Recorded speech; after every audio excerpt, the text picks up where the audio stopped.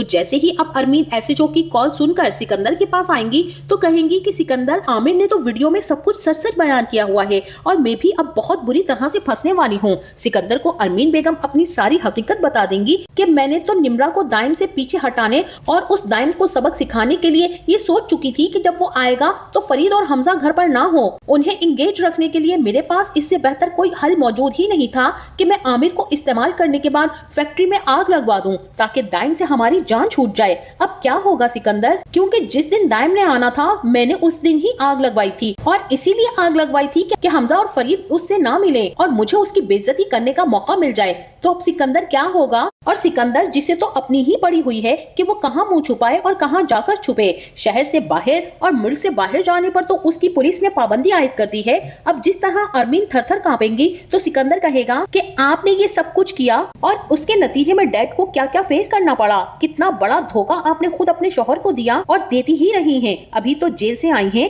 اب آپ دوبارہ وہاں جانے کے لیے تیاری پکڑ لیں۔ سکندر اور ارمین کی یہ ساری کی ساری باتیں فرید ہمدانی بھی باہر کھڑے سن لیں گے، جو کہ صبح اپنی نیند سے بیدار ہو کر شور کی وجہ سے اٹھ بیٹھیں گے۔ تبھی وہ جب یہ ساری باتیں سنیں گے تو ان کی آنکھیں پھٹی کی پھٹی رہ جائیں گی، جیسا کہ ان کے سر پر آسمان گر پڑا ہو اور پیروں تلے زمین سے رکھ گئی ہو۔ وہ ارمین کا اتنا بھیانک چہرہ دیکھ کر خوف زدہ ہو جائیں گے اور یہی کہیں گے کہ ارمین تم تو میری شریک حیات تھی، تم ہی میری آستین کا سانپ نکلی۔ ارمین تم نے تو مجھے کسی سے نظریں ملانے کے قابل تو کیا، خود مجھے میری نظروں میں گرا دیا ہے کہ تم جیسی بیوی کی ہر بات پر میں یقین کرتا رہا، اور آج تمہاری گھناؤنی سازشوں کی حقیقت جان کر مجھے تم سے نفرت محسوس ہو رہی ہے۔